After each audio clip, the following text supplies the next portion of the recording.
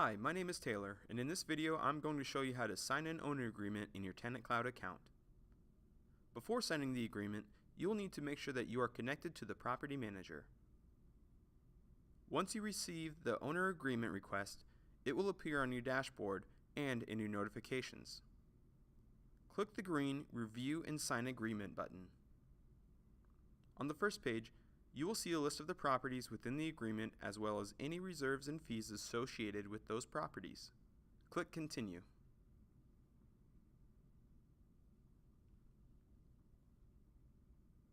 Here is the owner agreement. Once you have read the document, click the owner box, sign and initial,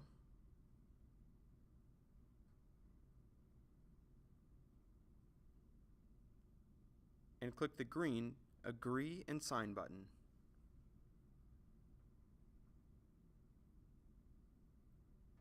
Finally, click the Sign the Agreement to continue.